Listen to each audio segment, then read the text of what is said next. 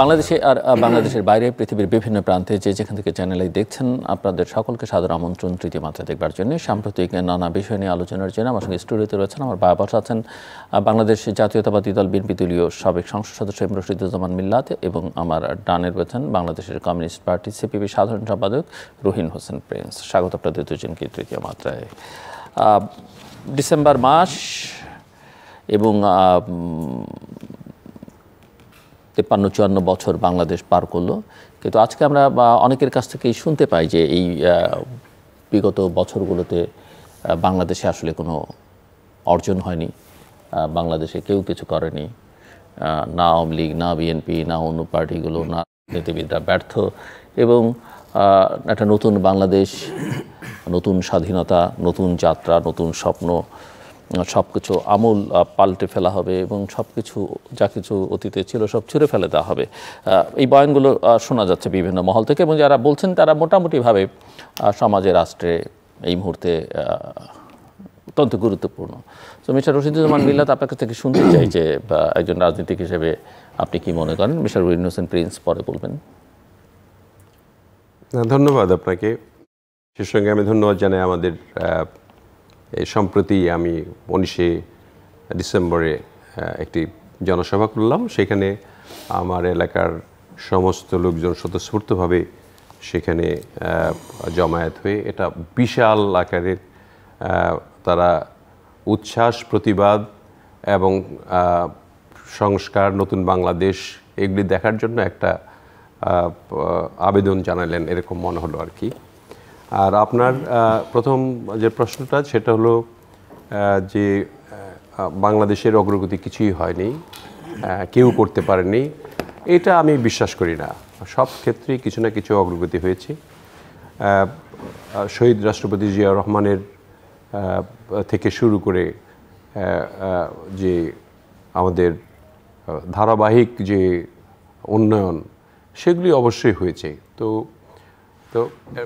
ওই আমলটায়, শহীদ রাষ্ট্রপতি জিয়াউর রহমান সাহেবের আমলটায় যে শাসন ছিল, যে সুশাসন ছিল দেশের জন্য, এই সুশাসনটা কেউ দিতে পারেনি, এইটার অবনতি ঘটেছে। তাছাড়া ইনফ্রাস্ট্রাকচার বলেন, দেশের আপনার মানুষের মানসিকতা বলেন, এডুকেশনাল কোয়ালিটি বলেন, এগুলি কিছু বাড়ছে।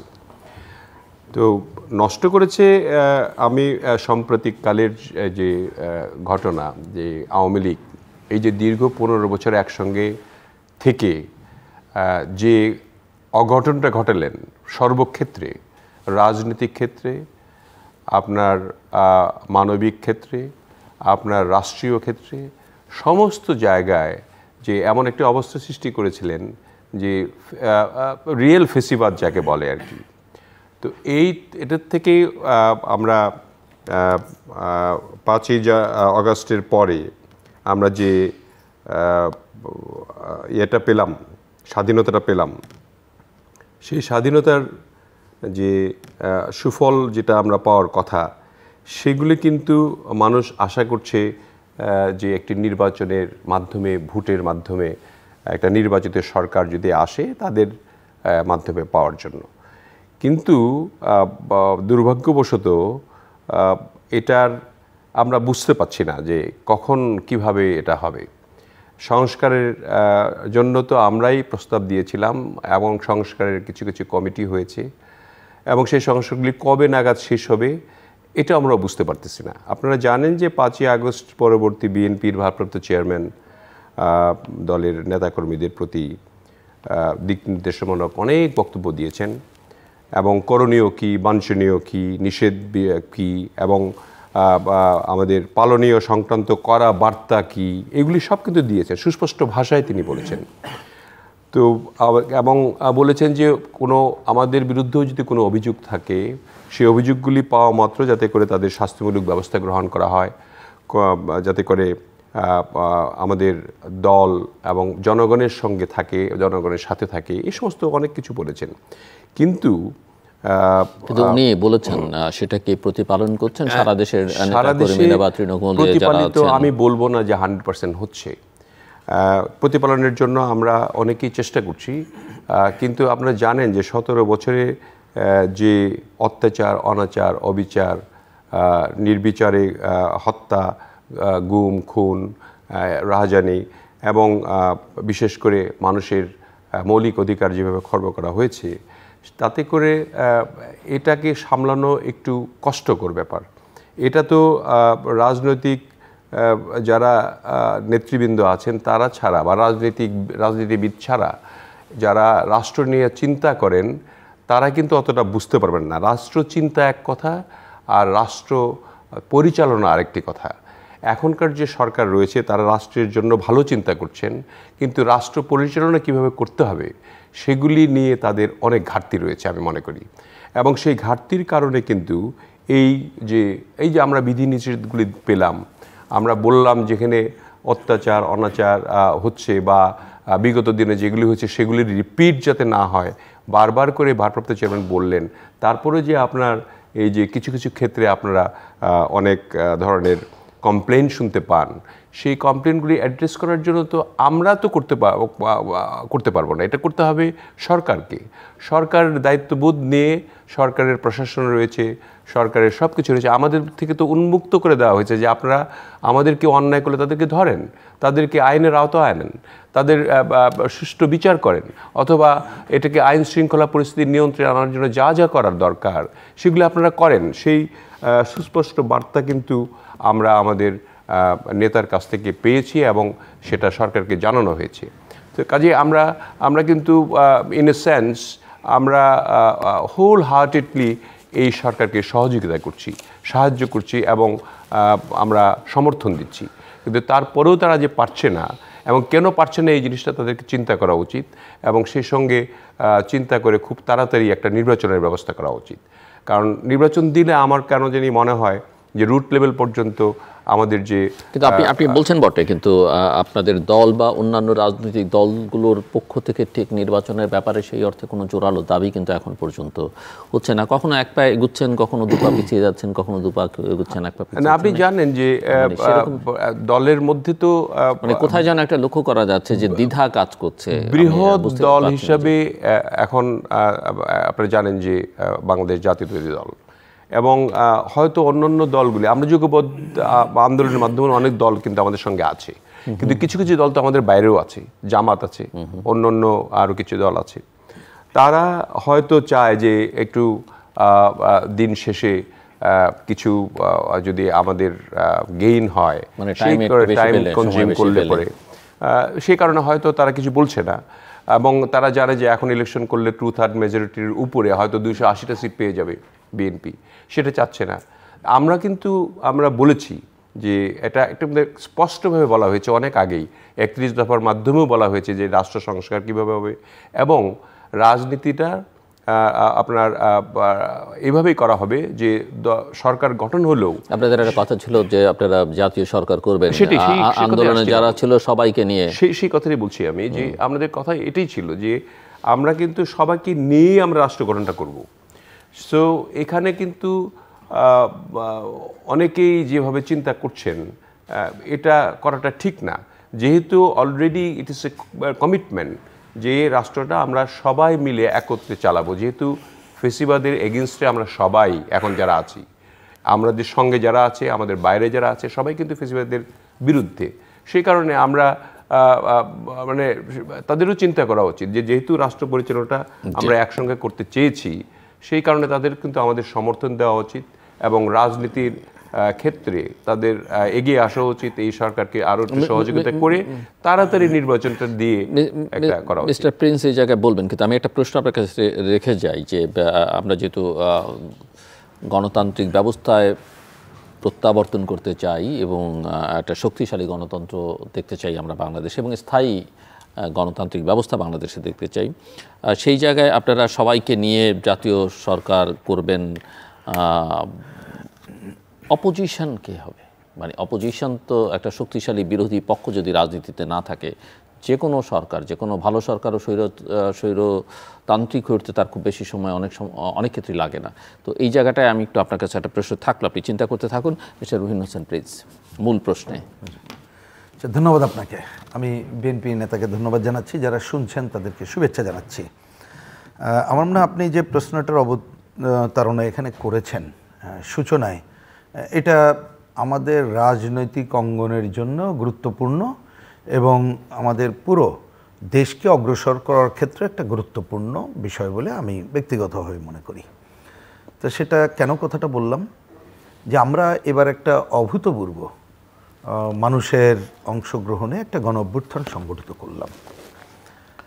এটা ঠিক যে জুলাই আগস্ট মাসে আমাদের ছাত্র বন্ধুরা একটা আন্দোলনের সূচনা করলো, তারপরে রাজনৈতিক দল এবং সাধারণ মানুষ সেখানে অংশ নিল। কিন্তু এ ধরনের গণ অভ্যুত্থানের ভিত্তি 1 দশক ধরে এটা রচিত হয়েছে এবং সেটা কিন্তু রচনা করেছে বাংলাদেশের রাজনৈতিক দলগুলো, বিভিন্ন শ্রেণী পেশার মানুষ।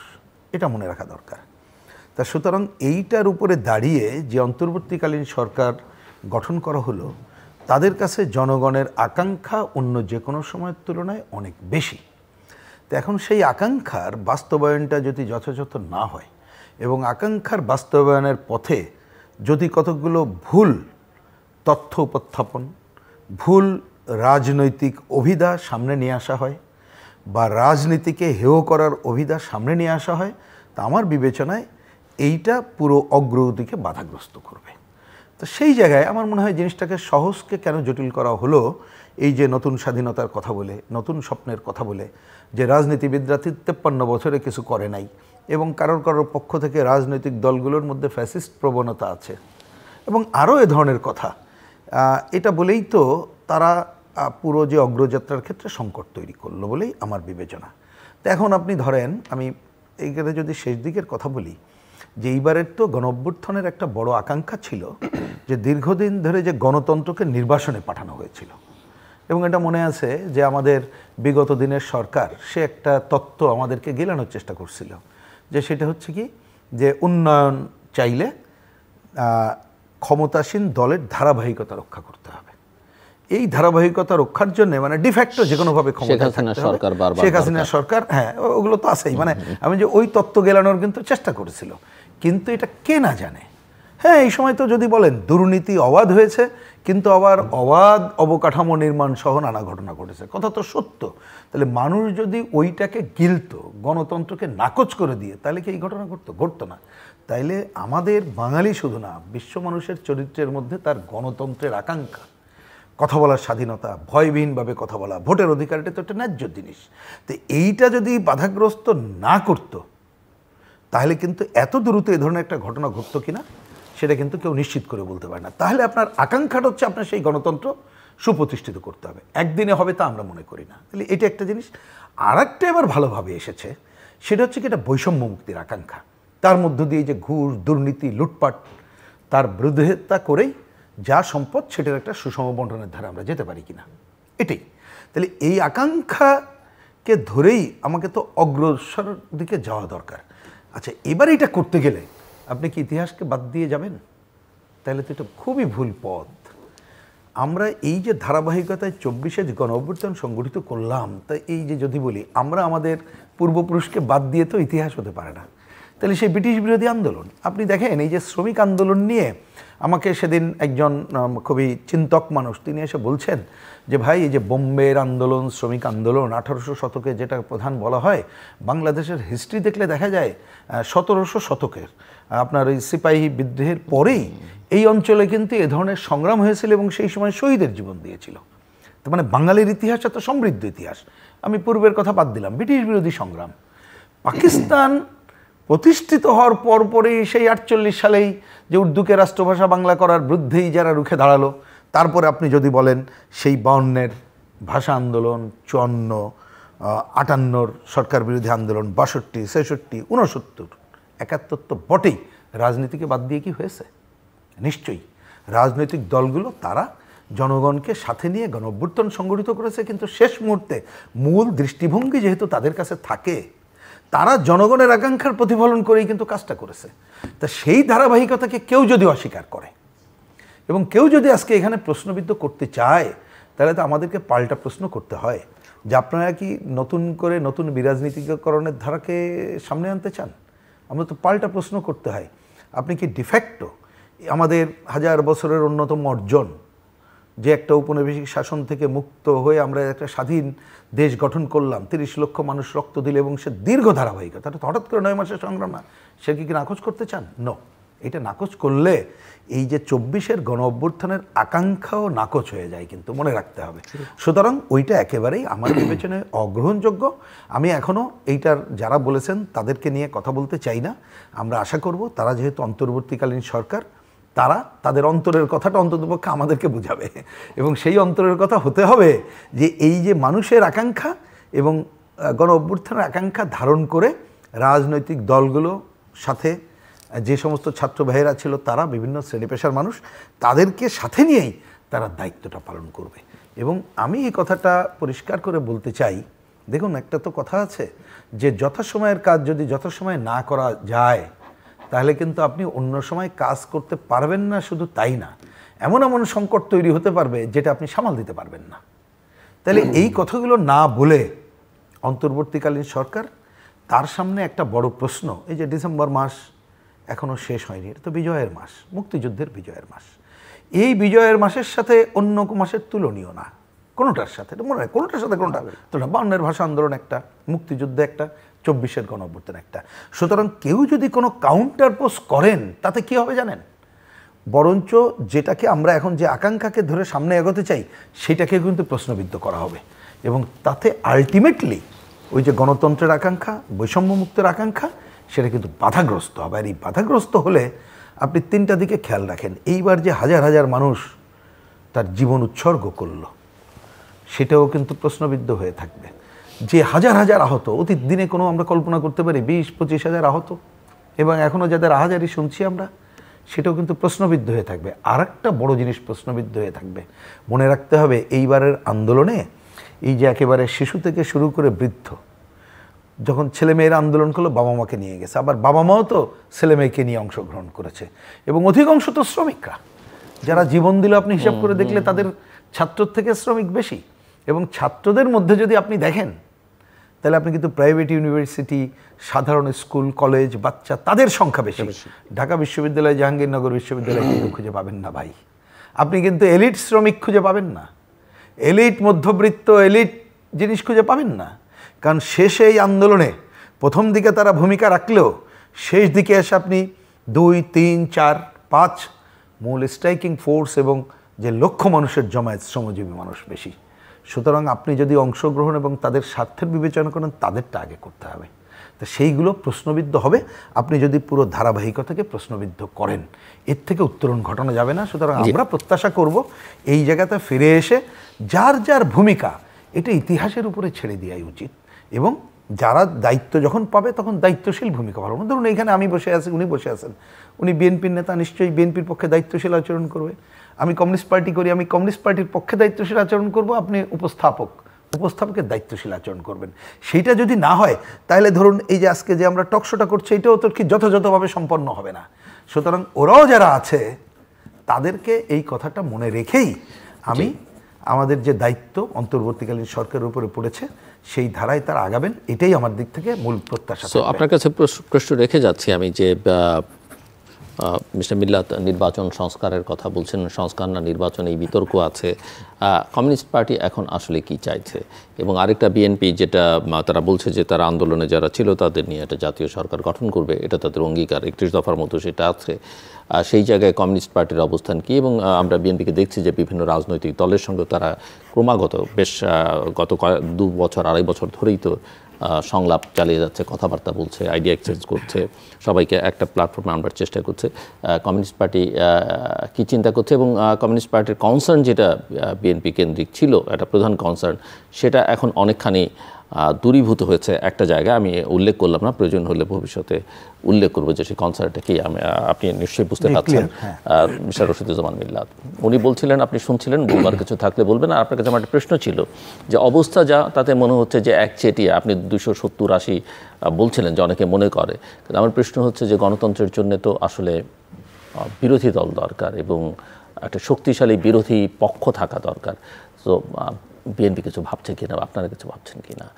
জোর করে কাউকে জেতানো যাবে না, জোর করে কাউকে বিরোধী দল বানানো যাবে না। আমি আর্টিফিশিয়াল কিছু করবার কথা বলছি না, কিন্তু বাস্তবতাটা কি এবং সেই অনুযায়ী আপনাদের ভাবনাটা কি বা আপনার প্রয়োজনীয়তা মনে করছেন?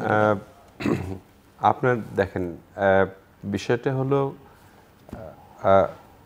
আমরা 280 বা 270 যেটাই বলি না কেন, বা 300ই বলি না কেন, সবই পাইলেন আপনি। আসল উদ্দেশ্য হলো যে আসল কথাটা কি, যে আপনার মানে গণতন্ত্রের জন্য চেকস এন্ড ব্যালেন্সের একটা ব্যাপার দরকার আছে। আপনার বিরোধী দল থাকা বাঞ্ছনীয়, তাই তো? কেন? যে যাতে করে সরকারি দল কোনো ভুল করলে সেটাকে ধরিয়ে দেওয়া হয় এবং সেটা বিরুদ্ধে অবস্থান গ্রহণ করে সেটা কারেকশন করা হয়, যাতে করে মানুষের মৌলিক অধিকার নষ্ট না হয় বা দেশের ক্ষতি না হয়, সরকারের পরিচালনের ক্ষেত্রে কোনো রকমের মানে একচ্ছত্র আধিপত্য না থাকে, সেই কারণে করা হয়। কিন্তু আমাদের বিষয়টা ছিল এরকম যে আমরা ন্যাশনাল, যেহেতু এই 15 বছরে এরকমভাবে একটা ধারা, যেটা প্রিন্স ভাই বললেন, যে সৃষ্টি করেছে, যে ফেসিবাদের তো মানে চরম পর্যায়ে চলে গেছিল আর কি। তো সেটাকে নিয়ন্ত্রণে আনতে গেলে আপনার সকলের কনসেনসাস দরকার। একসঙ্গে মিলে যদি আমরা, যেহেতু রাষ্ট্রটা গঠন করতে চাই এইভাবে, যেভাবে গঠন করলে মানুষের মানবিক অধিকার থাকবে, মানুষের মৌলিক অধিকারটা ফিরে পাবে, গণতন্ত্র প্রতিষ্ঠিত হবে এবং মানুষের মধ্যে যে শুধু স্ট্রাকচারাল বিল্ডিং না, মেন্টাল বিল্ডিংটা হবে, এই জিনিসটা কিন্তু আমরা চাই। এবং সেক্ষেত্রে যদি সবাই মিলে একত্রে আপনার একটা ন্যাশনাল গভর্নমেন্ট ফর্মের মাধ্যমে যদি করা হয়, সেখানে যদি এরকম হয় যে হ্যাঁ, মেজরিটি যারা আছে তারা আবার ভুল করছে, তখন তো ফিরে আসার সম্ভাবনা অনেকের থাকবে এবং সেখান থেকেই প্রতিবাদ করা যাবে। তো এই আমরা মনে করি যে এত বড় একটা ধাক্কা, এত বড় একটা মানে অভ্যুত্থান হয়ে গেল, এর মধ্যে যদি আমাদের বোধোদয় না হয়, শেখ হাসিনার পতনের প্রেক্ষিতে যদি আমাদের মধ্যে এই বোধোদয় না হয় যে আমাদের মানে ভুল করলে তার কি মাসুল দিতে হয়, তাহলে তো আর আপনার এটার কোনো জবাব আমি দিতে পারবো না। আমাদের অরিজিনালি এটা থাকা উচিত যে অন্যান্য দলগুলিও আমাদের সঙ্গে একসঙ্গে একই মত পোষণ করবে। আমরা হ্যাঁ, এমন হতে পারে বিরোধী দলে যদি যারা ন্যাশনাল গভর্নমেন্টে আসতে চাবেন না, তারা বিরোধী দলে থাকলেন, তারা একটা মোর্চা করেও থাকতে পারেন। আবার শুনছে এখন নতুন দলও একটা গঠন হবে। এই ধরনের কোনো দল গঠন করা তো ইটস নট টু ইজি আর কি, যে একটা সময়ের ব্যাপার আর কি। এই যে আমাদের দল, ওনাদের দল কত বছরের, কত পুরনো একটা স্ট্রাকচার তৈরি করতে গেলে কত সময় লাগে, সেগুলি তো আমার মনে হয় যে নট প্র্যাকটিক্যাল। এখন আমার কথা হলো যে এই সরকার যেগুলি নিয়ে চিন্তা ভাবনা করছেন আর কি, যে সংস্কার করব, সংস্কার করতে সেদিন আমাদের প্রধান উপদেষ্টা সমাদৃত ব্যক্তি তিনি ভাষণে বললেন যে 2025-এর মধ্যে ইলেকশন হবে, আর বেসিক কিছু সংস্কার করে, আমরা যেটা চাচ্ছিলাম আর কি, বেসিক সংস্কার করে ঠিক আছে হোক। এটা কিন্তু করতে আপনার বেশি সময় লাগার প্রয়োজন নাই। আপনার এই যে মার্চের মধ্যে যদি ভোটার লিস্টগুলিতে আপনার আপডেটেড হয়ে যায়, আপনার বাকি 3 মাসের মধ্যে ইলেকশন দেওয়া সম্ভব আপনার। এবং একটা ইলেকশন হয়ে গেলে স্ট্রাকচারাল দিক থেকে কিন্তু এমনিই আপনার পরিবর্তনগুলো আসতে থাকবে। এই আওয়াজও তো উঠছে যে শেখ হাসিনার বা পতিত সরকারের বিচার করার আগে যারা নির্বাচনের কথা বলবে তারা জাতীয় শত্রু। না, এটা শোনেন, এগুলি তো মানে যারা লিঙ্গার করতে চায়, এটা হতে পারে আর কি এরকম। আমার মনে হয় যে এই বিষয়ে আমার মন্তব্য আমি দিতে চাই না, প্রিন্স ভাই বললে ভালো বলবে। দেখেন, রাষ্ট্রচিন্তা, রাষ্ট্র শাসন, আমি এক কথা বললাম যে এক জিনিস নয়। রাষ্ট্র শাসনে প্রয়োজন কিন্তু একজন রাষ্ট্রনায়কের। এবং দেখেন, একটা রাষ্ট্রনায়ক ইতিমধ্যে বললে আপনারা বলবেন যে আপনার নেতা, এই জন্য বলবেন। আপনারা তো ইতিমধ্যে ভারপ্রাপ্ত চেয়ারম্যান আমাদের যে দলের, তার বক্তব্য শুনেছেন এবং একটা জরিপও সেদিন দেখলাম আর কি, প্রায় 71% লোক এখন তার বক্তব্যের সঙ্গে সমর্থন করে যে দেশটা এইভাবে চলা উচিত এবং যেভাবে একটা নেতা হওয়া দরকার। 71% লোক তার পক্ষে ভোট দিয়েছে যে এই ধরনের একজন নেতা দরকার আর কি। আপনার আরেকটি জিয়াউর রহমান আপনি খুঁজে পাবেন, একটা এখন যে আপনার ডক্টর ইউনূস সাহেব, তিনিও তো একজন নেতা, তিনি তো রাজনৈতিক নেতা না, তিনি তো এরকমভাবে রাজনীতিতে আসতে পারবেন না, আসতে চানও না। তো একটা রাষ্ট্রনায়ক লাগে যিনি পরিচালনা করবেন সব কিছু আর কি।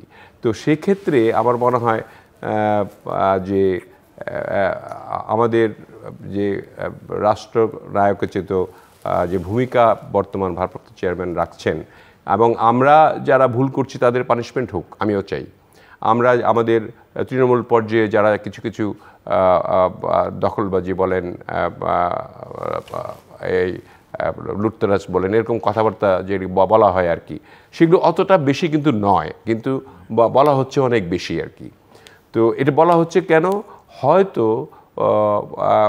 কোনো একটা ষড়যন্ত্রের গন্ধ, যেমন আমরা 1/11-এর আগে যেরকম পেয়েছিলাম, এরকম একটা ষড়যন্ত্রের গন্ধ আমরা পাচ্ছি, যে নতুন একটা দল গঠন করা হবে, সেই দল গঠনকে তারা রাষ্ট্রীয় ক্ষমতায় যাবে, এরকম একটা মানে চেষ্টা চলছে। তো আমার মনে হয় এই চেষ্টা কোনোদিনও সফল হয়ও নাই, হবেও না। এই কারণে যে আপনার কিংস পার্টি আজ পর্যন্ত দেখেন কোনোদিনও কি কোনো ভালো কিছু করতে পেরেছে? আজ পর্যন্ত পারেনি। যত ধরনের কিংস পার্টি গঠন হয়েছে কোনো সারা পৃথিবীতে, তারা কিন্তু সাস্টেন করতে পারেনি। এখানে গণতান্ত্রিক ধারায় একটা রাজনীতি যারা করে, যারা অনেক দিন থেকে রাজনীতি করে আসছে, দেশের হ্যাঁ ভুলভ্রান্তি আগে থাকতে পারে, সেগুলি তো এই ফ্যাসিস্ট সরকারের ভুল দেখে তো আমাদের শিক্ষা হয়েছে, এবং সেই শিক্ষায় শিক্ষিত হয়ে যে আগামীবার যদি এই রাষ্ট্রীয় ক্ষমতায় বিএনপির নেতৃত্বে যদি সবাই মিলে আমরা করতে পারি, আমাদের যে সমস্ত এজেন্ডাগুলি আছে, 31 দফা যে সংস্কারগুলি আছে, সেগুলি যদি আমরা সম্পন্ন করতে পারি, আমার মনে হয় দেশকে এগিয়ে নেওয়া যা খুবই সম্ভব এবং একটা দ্রুতগতিতে এগিয়ে যাবে। আমাদের এখন যে সমস্যাটা, যে ইলেকশন কবে হবে, মানুষ কিন্তু অস্থির হয়েছে। মানুষের, আমরা যেখানে যাই জিজ্ঞেস করে, ভাই নির্বাচনটা নেন না কেন? আমরা বললাম যে নির্বাচনটা আমরা নিতে পারবো না, আমরা চেতে পারি আর কি। আর নির্বাচন দেওয়ার জন্য মানুষ তো 16 বছর 17 বছর ভোট দিতে পারেনি, তারা তো ভোটের জন্য অস্থির হয়ে আছে। তারা একটা ভোট প্রদান করতে চায়, দেশের মালিকানা হিসাবে পেতে চায়, যে আমি দেশের একজন মালিক, আমি ভোট দিলাম, আমার নির্বাচিত একটা সরকার গঠন হলো, তারপরে এটাকে সমন্বয় করে কিন্তু আপনার একটা সরকার গঠন হলে সুন্দরভাবেই চলার কথা। আবার এমনও হতে পারে যে যদি বেশি সংস্কারের কথা যেটা বলেছিলেন প্রধান উপদেষ্টা সাহেব, যে আমাকে সময় আরও 6 মাস বেশি সময় দিলে আমি সম্পূর্ণ সংস্কার করতে পারি, কিন্তু এইগুলি কিন্তু করা যায় এইভাবে যে এই সংস্কারগুলি বেসিক হলো, আর বাকি এই সংস্কারগুলি আপনার করতে হবে। যারাই আপনার সরকার গঠন করবেন, আপনারা এই সংস্কারগুলি করবেন বলে আপনারা প্রয়োজন বোধে আন্ডারটেকিং দেন সবাই মিলে, সো দ্যাট জাতির সামনে তুলে ধরা হোক যে পার্লামেন্ট গঠন হবে সেই পার্লামেন্ট এই সংস্কারগুলি করবে, এবং সংস্কারের মাধ্যমেই দেশটা চলবে। দেখেন, এই সংস্কার যদি নিয়ে আপনি এই চলতে থাকেন, সংস্কার করতেই থাকেন, সেটা কিন্তু ওই চলমান প্রক্রিয়া, এটা 20-30 বছর 40 বছর পর্যন্ত করতেই হবে, কারণ একটার পর একটা সংস্কার লাগবেই আপনার কাছে। আমি আসবো আবার আপনার কাছে। পাল্টা যুক্তি যেটা, সেটা হচ্ছে যে সেই উত্তরটা আপনার কাছে পরে শুনবো, যে এর আগে 90-এর পট পরিবর্তনের আগে 3 জোটের একটা রূপরেখা তৈরি হয়েছিল, সেটা আপনারা মানেননি। 2006-7 অনেকগুলো অঙ্গীকার করা ছিল, সেটা মানেননি। 91 সালে যখন জাস্টিস শাহাবুদ্দিন আহমেদ সরকার প্রধান হলেন, তিনি একটা কমিশন করে দিয়েছিলেন প্রফেসর রেমান সোবহানের নেতৃত্বে। তারা 28টে প্রস্তাবনা, 28টে ডকুমেন্ট তৈরি করলেন, যেগুলো এখনও পাওয়া যায়, কিন্তু সেগুলোর পৃষ্ঠা পরবর্তীতে যারা ক্ষমতায় এসেছেন তারা কখনোই উল্টে দেখেননি। এইসব অভিযোগ আছে, উত্তরগুলো আমি পরে শুনি আপনার কাছ থেকে। তার আগে মিস্টার রুহিন হোসেন প্রিন্স, আপনার কাছে আমার প্রশ্ন ছিল। জি, আপনি যে কথাগুলো আমাকে বলেছিলেন, আমি ছোট ছোট করে 3টা বিষয়ে বলেছিলেন, আমি 4টা বিষয় ছোট ছোট করে একটু বলতে চাই। প্রথমে আপনার আলোচনার শেষটা আসি, যে বিএনপি নিয়ে এবং আমাদের পজিশন যেটা বলতে চেয়েছিলেন। আমি যদি বুঝে থাকি যে বিশেষ করে মুক্তিযুদ্ধ বিরোধী ধর্মশ্রেয়ী দল, তাদের সাথে সম্পর্কের বিষয়টা নিয়েই তুলেছেন। আমি এক্ষেত্রে একটু হিস্ট্রির কাছে ফিরে যেতে চাই, এবং আমি মনে করি সবার জানা বোঝা উচিত। আমরাও যখন কর্মকাণ্ড করি, আমাদের যদি কোনো কর্মকাণ্ড মনে করি যে কারেক্ট হয়নি, এটা আমরা আত্মসমালোচনা করি এবং আগানোর জন্য এটা করি। নিশ্চয়ই আপনার মনে আছে, ভাইয়ের তো নিশ্চয়ই মনে আছে যে 2014 নির্বাচনের আগে আমরা কিন্তু কতগুলো অশনি সংকট দেখছিলাম বামপন্থীরা, বিশেষ করে তখন আমাদের আলাদা জোট না থাকলেও সিপিবি আর বাসদ আমরা একসাথে কাজ করছিলাম। তা আমরা অশনি সংকট দেখছিলাম যে মনে হচ্ছিল যে এইবারের নির্বাচন আলটিমেটলি একতরফা হতে যাচ্ছে, যেটা আমাদের নির্বাচনী গণতন্ত্রের ধারায় একটা সংকট তৈরি করবে, যেটাকে উত্তরণ দ্রুত ঘটবেন এবং ভয়াবহ পরিস্থিতি হতে পারে। 14 ঘটনা তখন কিন্তু আমাদের হিসাব ছিল, যার জন্য তখন আমরা দুই নেত্রীর সাথে দেখা করেছিলাম। এটা নিয়ে আমাদের অনেক কথা শুনতে হয়েছে, বামপন্থী দল আপনাদের দুতিয়ালি করার দরকার কি, দুই দল মারামারি করুক, আপনারা একটু অন্য জায়গায় যান। আমরা বলছি এটা আমরা মনে করি রাজনৈতিক পলিটিক্যাল রেসপন্সিবিলিটি। সেইটা থেকে তখন বিএনপির সভানেত্রী ওনার সাথে দেখা করে আনুষ্ঠানিকভাবে, আমি ছিলাম সেই টিমে, যে আমরা পরিষ্কার বলেছিলাম যে আমরা গণতন্ত্রের ভোটের ধারা চাই, কিন্তু বিশেষ করে মুক্তিযুদ্ধ বিরোধী শক্তি তাদের সাথে ঐক্য এবং এইটাকে মিলায় নানা ধরনের কোশ্চেন উঠছে। কারণ বিএনপি অতীত যাই থাকুক না কেন, 90-এর গণ আন্দোলনের আগে তো আমরা একসাথে আন্দোলন করেছি, 3 জোটের রূপরেখা একসাথে প্রণীত হয়েছে, সুতরাং একটা গণতান্ত্রিক অ্যাটমসফিয়ার তৈরি হয়েছে। সুতরাং আপনি তাদেরকে বাদ দিয়ে আপনার কর্মকাণ্ড করেন। একই সাথে আমরা তৎকালীন প্রধানমন্ত্রী তার সাথে দেখা করে পরিষ্কার বলেছিলাম যে আপনাকে তত্ত্বাবধায়ক সরকারের এটাকে মেনে নিতে হবে, এটা যদি মেনে না নিয়ে ইলেকশন করেন এইটা দেশ আর একটা ভয়াবহ দিকে চলে যাবে। কথা কিন্তু শোনা হয়নি। তার মানে আমি আমাদের দৃষ্টিভঙ্গিটা আপনি যেটা বলেছেন, হ্যাঁ নিশ্চয়ই আমরা বিএনপির যদি আজকে যখন কথা বলছি, সর্বশেষ যে বিশেষ করে এই দলের সাথে সম্পর্ক এবং মিলিয়ে যেটা দেখছি, আমি তো ব্যক্তিগতভাবে মনে করি এটা এক ধাপ আমাদের বিবেচনায় গণতান্ত্রিক ধারার একটা অগ্রগতি হিসাবে আমি দেখতে চাই। এটুকু বলে থামলাম। এবার আসি সংস্কার এবং নির্বাচন। আমরা অতীত দিনে যে একটা 3 মাসের যে সরকার হতো তার করণীয় কী ছিল, আসলো নির্বাচন করে দিয়ে বাড়ি চলে যাবে। এইবার আমরা সেটা চাই না। আমরা কিন্তু অনেক দিন ধরে বলছি যে এই এক যুগের সময় এবং অতীতেও একেবারে ধোয়া তুলসী পাতা ছিল বলার কোনো কারণ নেই, এই সব মিলিয়ে আমাদের পুরো নির্বাচনী ব্যবস্থাটা ফেল করে গেছে। সুতরাং একটা নির্বাচন সুষ্ঠু গ্রহণযোগ্য হতে গেলে নির্বাচন ব্যবস্থার একটা আমূল সংস্কার করতে হবে। উইদাউট নির্বাচন ব্যবস্থার সংস্কার আমরা কিন্তু নির্বাচন চাই না, পরিষ্কার বক্তব্য। একই সাথে আর একটা চাই যে এই সময়কালে যে আমাদের অনেকগুলো প্রতিষ্ঠান একেবারেই ধ্বংসপ্রাপ্ত হয়ে গেছে, সুতরাং সেগুলোকে রিবিল্ড করতে হবে। অনেক কিছু ছিল না, তৈরি করতে হবে, শুধু রিবিল্ড না, তৈরি করতে হবে, খোল নলচে বদলেও দিতে হবে। এখন এইখানে অন্তর্বর্তীকালীন সরকারকে সব কাজ করতে পারবে? প্রথম উত্তর হচ্ছে সংস্কার তো পৃথিবী যতদিন থাকবে ততদিন চলবে, তা সব তো সংস্কার এক ব্যাখ্যা হবে না। তা আমরা এই জন্যে বলেছি কংক্রিট পজিশান যে নির্বাচন ব্যবস্থা সুষ্ঠু গ্রহণযোগ্য নির্বাচনের জন্য যতটুকু সংস্কার করা দরকার, আসেন কথা বলি। আপনি বলেন উদাহরণ যে সরকার হয়তো বলল যে নির্বাচন ভালো করার জন্য আমি 1 থেকে 20 এই 20টা কাজ করা দরকার। আমাদের রাজনৈতিক দল এবং অন্যদের সাথে, শুধু রাজনৈতিক দল না, আমি বলেছি আন্দোলনকারী ছাত্ররা এবং শ্রেণী সংগঠন বসে সবাই মিলে যদি মনে করি, ঐক্যমত্য হলাম যে এই 20টা হলে হবে না, 22টা কাজ করতে হবে। অথবা আমরা বললাম 20টার দরকার নেই, 14টা কাজ করলে হবে, অসুবিধা নেই। সেই 14টা কাজ সবাই মিলে করে যে টাইম ফ্রেম হবে, তারপরে নির্বাচনে গেলে আমাদের কোনো আপত্তি নাই। কিন্তু সেই আলোচনা এখনও কিন্তু শুরু করতে পারলাম না। এবং এই ক্ষেত্রে একটা সুবিধা কী আছে জানেন, যে নির্বাচন সংস্কারের যাকে দায়িত্ব দেওয়া হয়েছে তিনি ভালোই জানেন, এবং আমরা কিন্তু অনেক দিন ধরে এই সংস্কারে কোন দলের কি করণীয় চায় এটা কিন্তু হিসাব করাই আছে, সুতরাং বেশি সময় লাগার কথা না। একইভাবে ওই যে সংস্কারের যে কাজকর্ম, এটা আমাদের অক্টোবরে যখন প্রধান উপদেষ্টার সাথে আমি অনেক সময় দুষ্টামি করি ডক্টর বদিউল্লাহ আলম মজুমদারকে বলি যে সংস্কার কমিশন আসলে এটার দরকার ছিল না, কারণ উনি এবং অন্যরা মিলে এত বছর ধরে যে কাজ করেছেন এগুলো আসলে এক জায়গায় বসে ঠিক করা যথেষ্ট। আমি তো ওনার উপস্থিতিতে, উপদেষ্টার উপস্থিতিতে একেবারে মিটিংয়ে বলেছি যে আপনাকে তো বেশি সময় দিয়েছে, 15 দিনই যথেষ্ট ছিল রাজনৈতিক দলগুলোর সাথে কথা বলে কার কি মত আপনি বলবেন। এবং এটা আমি একটু কোট করছি, সেটা একটা আনুষ্ঠানিকতা, কারণ সেটাও মোটামুটি ওনার ধারণার মধ্যে আছে। আমি সেটাও বলি, ধরুন আমি এটা কথাটাকে একেবারে অন এয়ারে আবার রিপিট করছি, এটা একাধিকবার বলেছি, যদি আমি ভুল না করে থাকি তারিখ 5ই অক্টোবর যখন প্রধান উপদেষ্টার সাথে আমাদের সেকেন্ড টাইম বৈঠক হলো, ওনাকে আমরা কতগুলো কথা বললাম, তার মধ্যে একটা বললাম যে বেশি বিতর্কিত করা উচিত না, কি পয়েন্টে আমি বললাম না।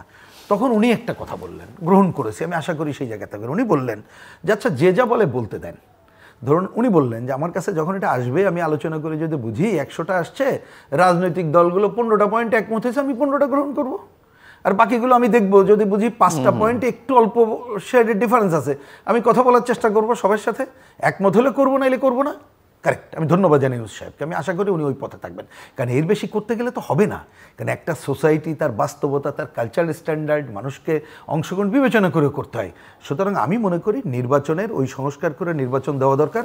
আর অন্য পয়েন্টে ঐক্যমত্য হলে ওনারা সংস্কারের কাজটা স্টার্ট করুক। ধরুন জনপ্রশাসন, অন্য জায়গাগুলো, যেটা অন্য যে সংস্কারগুলো উনি করেছেন, ওনারা যদি সূচনা করে দেন তাহলেই তো কাজটা হতে পারে। এবার একটা $1 মিলিয়ন কোশ্চেনের উনি উত্তর দেবেন, আমিও কিছুটা একটু দিয়ে যাই।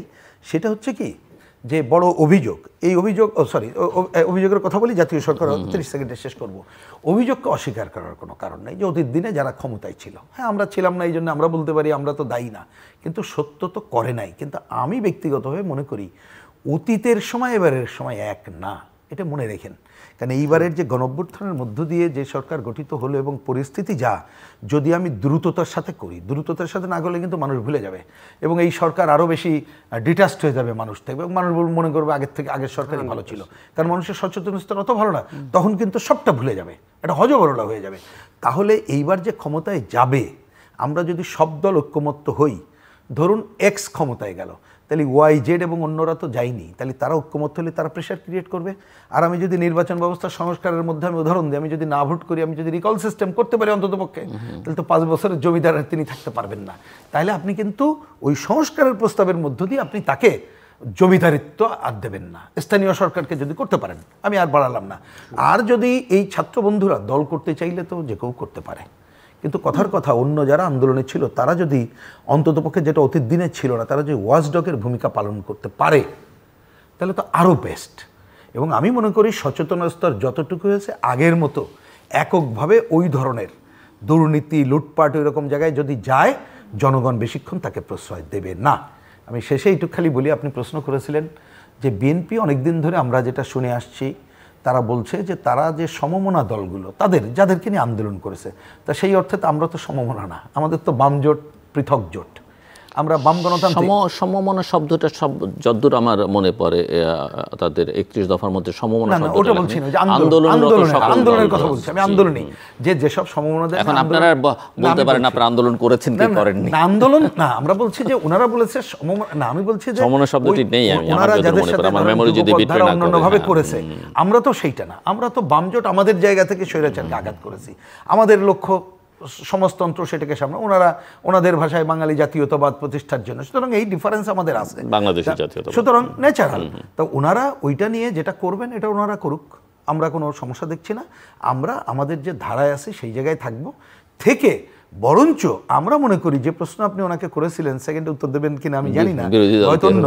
হ্যাঁ নিশ্চয়ই, আমরা তো চাই, আমরা জানি বাস্তবতা, আমরা তো এইবারের একটা সুষ্ঠু গ্রহণযোগ্য নির্বাচন হোক, আমরা তাই চাই, এবং আমরা অংশগ্রহণ করতে চাই বাম জোট এবং আমাদের এক অর্থে সমমনা যদি বলি, যাদের সাথে এই যে প্রশ্নের মোটামুটি মিল আছে, যে বাম প্রগতিশীল গণতান্ত্রিক শক্তি, তাদের নিয়ে পৃথক জোট করে, সেটা যুক্ত ফ্রন্ট হইতে পারে, বাম গণতান্ত্রিক জোটের বর্ধিত ফোরাম হইতে পারে, আমরা নির্বাচনে অংশ নেব এবং আমরা এবং অন্য সমর্থকদেরকে নিয়ে আমরা 300 আসনেই আমরা বিট করার চেষ্টা করব। এবং আমরা হ্যাঁ ক্ষমতা এবার যেতে পারবো না এটা জানি, কিন্তু আমরা অন্ততপক্ষে বিরোধী পজিশনে থাকার চেষ্টা করব, যেটা হবে মুক্তিযুদ্ধের চেতনা বাস্তবায়নের করা, একই সাথে 90 আর তারপরে অভূতপূর্ব 24-এর যে আকাঙ্ক্ষা বাস্তবায়নের জন্য আমরা আমাদের সংগ্রাম অব্যাহত রাখবো।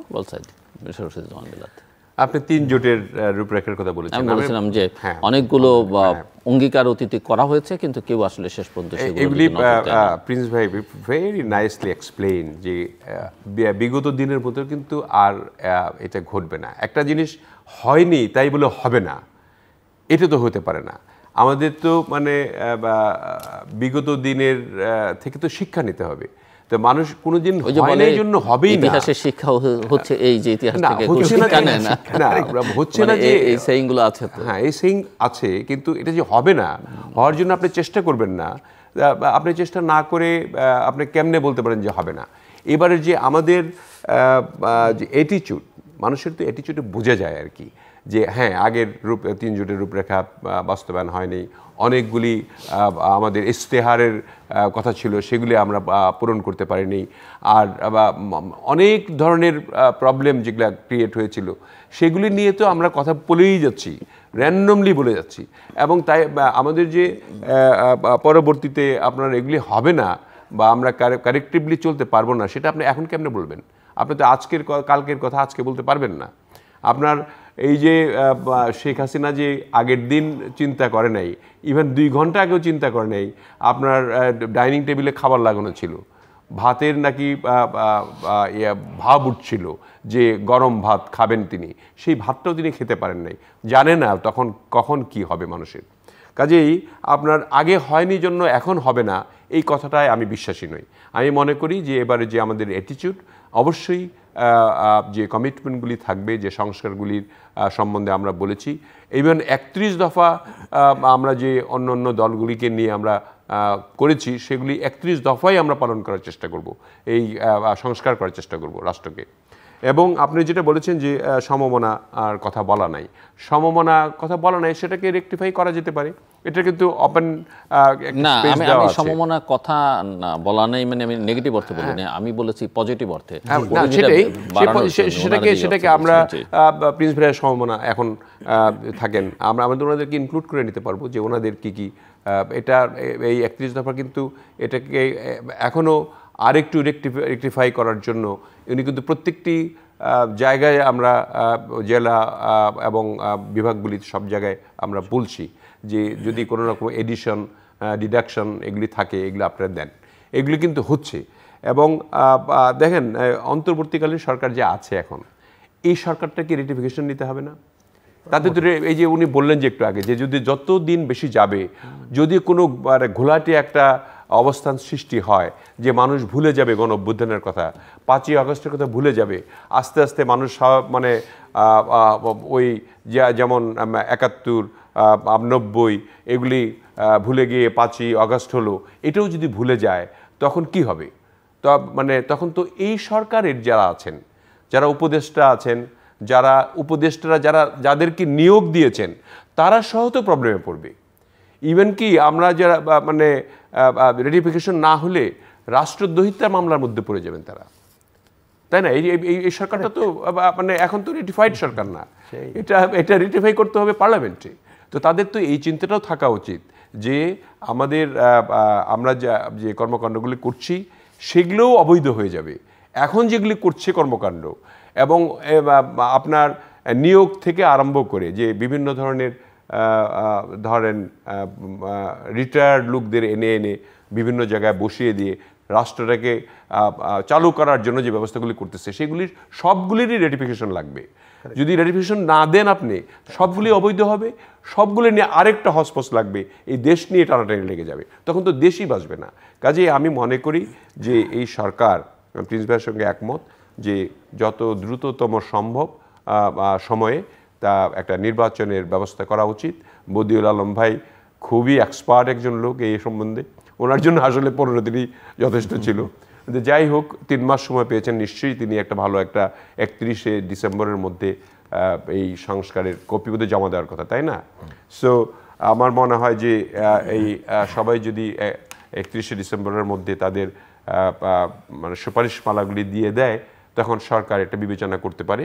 এবং নতুন দলের কথা যেটা আছে, যে নতুন ছাত্ররা একটা দল করতে চায়, দল করতেই পারে, এবং তারা দল করে এখন আস্তে আস্তে ম্যাচিউরড হোক, তারপরে যদি সরকারেরও অংশ হতে চায় সেক্ষেত্রে তারাও হতে পারে।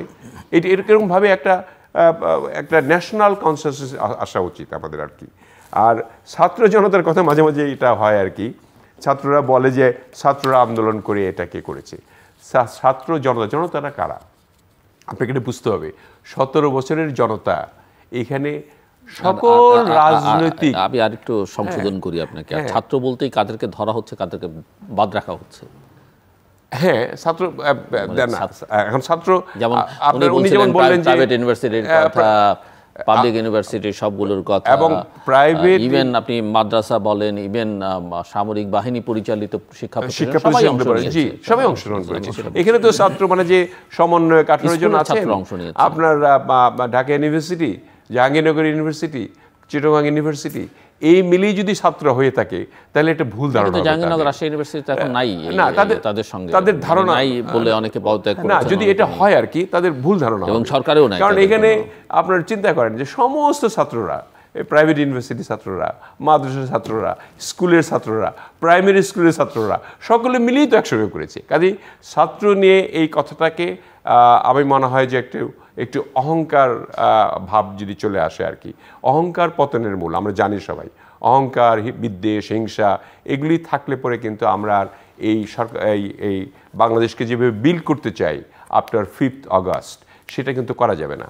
সেই জন্য তাদের বোধোদয় হওয়া উচিত যে আমরা সকলে মিলে আমাদের যে মৌলিক অধিকার, আমাদের যে কারণে আমরা এই 17টি বছর আন্দোলন করলাম, স্পেশালি একটা ভোটের অধিকার আদায় করার জন্য, সেটা খুব তাড়াতাড়ি সুষ্ঠুভাবে করা দরকার এবং এটা করা সম্ভব।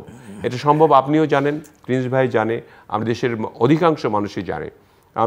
আমার মনে হয় যে আজকের, আমি জানি না আমাদের এই কথাগুলি সরকার শুনেন কিনা, এটাও আমার কাছে এখন অবাক লাগে। কারণ এত আলোচনা হয়েছে এই 5th অগাস্টের পরে আপনার এই বিশেষ করে তৃতীয় মাত্রায়, খুবই মানে একদম ফিনান্সিয়াল সেক্টর থেকে আরম্ভ করে আপনি এমন কোনো আলোচনা বাদ রাখেন নাই যে রাষ্ট্র কাঠামো কী হওয়া দরকার, আমাদের ফিনান্সিয়াল অবস্থা দুর্বল থাকলে এটাকে উন্নত কীভাবে করা দরকার, আমাদের এখনকার পরিস্থিতি থেকে উত্তরণ কিভাবে পেতে হবে, সেগুলি কিন্তু সব আলোচনা করেছেন আপনি। এই আলোচনাগুলি যদি আমাদের এই অন্তর্বর্তীকালীন সরকার শুনে থাকে তাহলে তাদের তো ব্যবস্থা নেওয়া উচিত। আমি মনে হয় তারা বোধহয় এটাও শুনেন না। আমার শোনা দরকার। আমি মনে করি তাদের প্রতি আহ্বান জানাই যে আপনাদের প্রতি এখনও আমাদের সমর্থন রয়েছে। সমর্থনটা টিকিয়ে রাখার জন্য আপনারা দ্রুততম সময়ে, আপনি বলেছেন 25-এর মধ্যে ইলেকশন দেওয়া, আমি মনে করি জুনের মধ্যে ইলেকশন দেওয়া সম্ভব। 25 জুনেই দেওয়া সম্ভব। এবং সেটা যদি জুনে আপনার বৃষ্টির কারণে, এর কারণে, আমাদের প্রাকৃতিক কারণে কোনো কিছু থাকে, 2-3 মাস আরও পিছিয়ে সেপ্টেম্বর অক্টোবরে করা যেতে পারে। এবং এর মধ্যে আপনি সংস্কারগুলি করে স্পেসিফিক ডেট আপনি ঘোষণা করে দেন, তাহলে দেখবেন যে অনেকগুলি প্রবলেম সলভ হয়ে যাবে। এবং আমাদের দলের ব্যাপারে আমি বলতে পারি, আমাদের দলের নেতারা খুবই ভীত সন্ত্রস্ত অবস্থায় আছে। যদি তারেক রহমান সাহেব দেশে আসেন এবং তিনি যদি দলের, এখন তো দূরে থেকেই করছেন, নিরবচ্ছিন্নভাবে 17 বছর চালিয়ে গেছেন জনসম্পৃক্ততা, তিনি রাষ্ট্রনায়কোচিত যদি ভূমিকা দেশে এসে রাখেন, আমার মনে হয় তখন আমাদের দলের যারা তৃণমূল পর্যায়ে কিছুটা অন্যায়, অবিচার এর মধ্যে যারা নিমজ্জিত আছে তারা কিন্তু বহিষ্কৃত হয়ে যাবে এবং তারা এই দলে থাকতে পারবে না। এবং দলটা পরিশুদ্ধ দল হিসেবে তিনি দেখতে চান এবং এই পরিশুদ্ধ দলের মাধ্যমে সকলকে নিয়ে একটা সুন্দর রাষ্ট্র পরিচালনা করতে চান। তো যদি আমরা রাষ্ট্র ক্ষমতায় আসি, আপনি এটাতে বিশ্বাস রাখতে পারেন যে আমাদের 31 দফা যেভাবে দেওয়া আছে সেটার মূলেই সকলের সঙ্গে আলোচনা করি, সংস্কার করেই দেশকে এগিয়ে নেওয়ার জন্য আমরা চেষ্টা করব। Closing remarks mister Ruhin Hossain Prince, ছোট করে 2-3 মিনিট। তাহলে একেবারে ছোট করে আমি কয়েকটা, আমি যে এই আলোচনার ধারাবাহিকতা একটু যাই, তার আগে আরেকটা আলোচনা একটু যাই। আমাদের ছাত্র বন্ধুরা যে দুইটা শব্দ বলছে, যে বিচার হওয়ার ব্যাপার এবং সংস্কারের ব্যাপার, আমি জিনিসটাকে পজিটিভভাবে নিতে চাই। তাদের আকাঙ্ক্ষাটা, অফকোর্স এত বড় ঘটনা, যারা হত্যাকাণ্ডের সাথে জড়িত, নেপথ্যের নায়ক, তাদের বিচার। আমাকে একটা কথা বলেন, আপনি এত কিছু বলা হচ্ছে, একদম চাঞ্চল্যমান প্রমাণাদি থাকা সত্ত্বেও তাৎক্ষণিকভাবে আজকে পর্যন্ত কেন কতজন মারা গেল এবং সেই তালিকা, আহতদের পূর্ণাঙ্গ তালিকা, সেটা করা সম্ভব? এটা তো এই প্রশ্ন আমাদের, এবং এই অভিযোগ, এটা তো 7 দিনের কাজ, 15 দিন। এই অভিযোগ তো আমাদেরও, এই অভিযোগ আমাদের অন্তর্বর্তীকালীন সরকারের প্রতি। ফোকাসটা কোথায়, মনোযোগটা কোথায়? অন্য জায়গায় চলে গেল। না, আমি মনে করি কি, যে যারা অ্যাকচুয়ালি এখন, মানে আপনি যদি বলেন আকাঙ্ক্ষা, আমার আকাঙ্ক্ষা আর আমার কাজ, আপনি তো মিলিয়ে দেখবেন। আমি তো কথার কাজের মধ্যে মিল থাকতে বললে ওই শব্দটা বলতে চাইছিলাম না, আপনি বলালেন। আসলে যারা করছে, কতগুলো তো অভিজ্ঞতা লাগে, করার জন্যে অ্যাটিটিউড লাগে। ওই দৃষ্টিভঙ্গিটা নাই বলে এটা হয় নাই, পরিষ্কার কথা। যদি তারা এসে মনে করতো দিস ইজ দ্য আমার ফার্স্ট ওয়ার্ক, তাহলে তো এই সমস্যা হতো না এবং তার জন্য আমি হেল্প নেব, সেটা তো নিল না। এই জন্যই হচ্ছে না, কিন্তু ওইটা বাদ দিয়ে তো কিছু করা যাবে না। যাই হোক, আমি বলছি যে তাদের যে আকাঙ্ক্ষা নিয়ে কোনো দ্বিমত নাই, দ্বিতীয়ত সংস্কারের আকাঙ্ক্ষা, এটি নিয়ে কিন্তু দ্বিমত নাই। সুতরাং সেই আকাঙ্ক্ষা ধরে করি। আমি প্রসঙ্গক্রমে বলি, দেখেন আলোচনাটা আসলে বলেই বলে দিই, মানে আলোচনাটা বোধহয় সুবিধা হবে। ধরুন 90-এর গণ অভ্যুত্থান যেটা পালিত হয়নি ক্ষমতাসীনরা, আমি তো মনে করি এইবারের সংস্কার আলোচনার সময় সেই আলোচনাগুলো আবার আসুক। তবে একটা কথা দেশবাসীর উদ্দেশ্যে আমি পরিষ্কার করে বলতে চাই, একটা মনে রাখতে হবে যে অর্থনৈতিক দুর্বৃত্তায়ন যদি থাকে তাহলে কিন্তু রাজনীতিতে দুর্বৃত্তায়িত ধারা থাকবে। এখন আগামীতে যাদেরকে তারা কারা নির্বাচিত করবে ভোট হলে, তারা কোন ধরনের অর্থনৈতিক ব্যবস্থা চালু দেখতে চায় তার উপরেই কিন্তু ফলাফল নির্ধারণ হবে। সুতরাং এইটা আপনি যে যদি কথার কথা আপনি একটা তেঁতুল গাছ লাগান আর আম চান, তা হবে না, এটা তাদেরকে মনে রাখতে হবে। প্রসঙ্গক্রমে একটা বললাম। আরেকটা দেখেন ওইখানে কি কি ছিল, আমাদের একটা ছিল যে আমরা কেউ স্বৈরাচারকে প্রশ্রয় দেব না। তো অভিজ্ঞতা হয়েছে, এবার যদি এরপরে কেউ প্রশ্রয় দেয় তাহলে তার, আমি বলছি যে জনগণ এই গণ অভ্যুত্থানের মধ্যে তো তাকেই ভূমিকা নিতে হবে। আচ্ছা, এরপরে ছিল যে আমরা একটা দক্ষ নির্বাচন ব্যবস্থা, মানে নির্বাচন করব, ভালো নির্বাচন, দক্ষ নির্বাচন ব্যবস্থা এবং স্থায়ী নির্বাচন ব্যবস্থা গড়ে তুলব। তো আমরা সংস্কারের মধ্য দিয়ে এই কাজটা তো কিছু দূর আগাতে পারবো, এটা একটা। দ্বিতীয় একটা ছিল, আমি 90-এর কথা বলছি, যে মুক্তিযুদ্ধ এবং স্বাধীনতার ধারা পুনর্প্রতিষ্ঠা করব। আমি যদি বুঝে থাকি একমাত্র আমাদের মুক্তিযুদ্ধ বিরোধী শক্তি ছাড়া বা নতুন কিছু তাদেরকে নিয়ে আমার মন্তব্য করতে ইচ্ছা করে না। সাধারণভাবে আমরা হয়তো যার যার মতো কথা বলছি, ক্ষমতায় থাকলে আমরা মুক্তিযুদ্ধের বয়ান নিজের মতো করছি। তা সেই জায়গাতে তো আমাদের রিভিজিট করতে হবে। তার জন্যে যদি আমাদের এই সরকারও কোনো একটা গাইডলাইন দিতে চাই, সবাই ঐক্যমত্য, তাতে তো কোনো আমরা ঐক্যমত্যের ভিত্তিতে কোনো অসুবিধা নেই। ইতিহাসের জায়গায় যদি থাকে। একটা ছিল আমরা কেউ সাম্প্রদায়িক প্রচার প্রচারণা করব না, কেউ যদি করো ঐক্যবদ্ধভাবে মোকাবিলা করবো। BNP, Awami League, communist party সবাই স্বাক্ষর করেছিলাম। তাহলে এবারও তো আমরা সেই জায়গায় আরও যেতে পারি, আর আমরা তো দেখছি অভিজ্ঞতা। আরেকটা ছিল আমাদের মধ্যে কোনো সংকট হলে পরস্পর আলাপ আলোচনা করে মীমাংসা করবো। আমি মোটা থাকে বললাম। তাহলে আমি বলছি যেটা পালিত হয়নি, এবারও সংস্কার আলোচনা আসুক, মানুষের সামনে আমরা নিয়ে আসি। আর অর্থনীতির কথাটা পরিষ্কার বললাম, আমাদের যে এই যে কমিটি গঠিত হয়েছে তারা যে রিপোর্ট দিয়েছে, যতটুকু তারা পারে, আমি বলবো মুক্তবাজার বা আমাদের সাথে হয়তো মানে কি অ্যাটিটিউডের ডিফারেন্স আছে, তার মধ্য থেকে তো তারা চেষ্টা করার জায়গাটা করছে। এবং ধরেন মেলা কিছু হয়তো এখনও ওই যে কি বলে যে যারা এই ধরনের লুটপাট করেছে অনেকের মাজায় দড়ি দিতে পারেনি, টাকা ফেরত আনতে পারে নাই, সে নিয়ে আমরা কোশ্চেন করতে পারি। কিন্তু অন্ততপক্ষে এই সময় তো অনেক কিছু তারা এই ধরনের হচ্ছে আমরা জানি না। এইটাকে আমরা পজিটিভ দিয়েই যদি আগাই ন্যূনতম ওই ঐক্যমতের ভিত্তিতে, তাহলেই মুক্তিযুদ্ধের চেতনা এবং এখনকার 90 তারপরে 24-এর গণ অভ্যুত্থানের চেতনা আগায় যেতে পারবো। মানুষ হতাশ হবে না, সেটি আমাদের প্রত্যাশা থাকবে। মিস্টার রশিদুজ্জামান মিলাদ, ষড়যন্ত্র চলছে, কথাটা বলেছিলাম যে তার মধ্যে টাকার তো একটা প্রভাব রয়েছে, যে কারণে প্রিন্স ভাই যে আকাঙ্ক্ষাগুলি বর্ণনা করলেন আর কি, সেগুলি বাস্তবায়ন করতে পারছে না এই সরকার, আমার মনে হয় আর কি। এখানে ধরেন যারা টাকা পাচার করেছে সেই টাকাগুলি তো আনতে পারছেন না, ভেতরেও যে টাকাগুলি রয়েছে সেগুলি দিয়েও আমাদের জাতিগত তো কিছুটা দোষ রয়েছেই, যে আমরা সবাই কিন্তু ভালো নই। তো এখানে তো সব জায়গায় ভালো মন্দ মিশিয়েই আমরা বসবাস করি। এখানে টাকার কিছু আপনার বিষয় থাকতে পারে, তারপরে পারচেজিং কিছু বিষয় থাকতে পারে, অন্য ইন্ধন কিছু থাকতে পারে, অন্য দেশের কিছু ইন্ধন থাকতে পারে। এবং যারা যারা বিগত সময়ে বড় বড় ব্যবসাগুলি করেছেন, তারা কিন্তু একটা ভালো প্রভাব রাখে এই আমাদের আমলাতান্ত্রিকের উপরে। এবং সেখানে আপনার পুরোপুরি সেই আমলারাই কিন্তু এখনও অবস্থান করছেন। কিছু কিছু চেঞ্জ হয়েছে, কিছু কিছু রিটায়ারমেন্টে যাবে। তো তাদেরও কিন্তু চিন্তা করা উচিত। তাদের প্রতি উদ্দেশ্যেও আমি অনুরোধ করতে চাই যে আপনাদের এই চিন্তাধারাটা যেগুলি হয়ে গেছে এগুলি বাদ দিয়ে দেশের জন্য চিন্তা করেন। এবং আপনার বিচার প্রক্রিয়ার কথা যেটা বললেন আর কি, বিচার প্রক্রিয়া শেষ না হওয়া পর্যন্ত আমরাও চাই না যে একটা ইলেকশন হোক, কিন্তু বিচার প্রক্রিয়া সম্পন্ন করতে কিন্তু 3 মাসের বেশি সময় লাগার কথা না। আপনার যে সমস্ত এভিডেন্সগুলি আছে সূচনা সেটাই সূচনাটা বলতে চাচ্ছি আমি আর কি, আই এম সরি।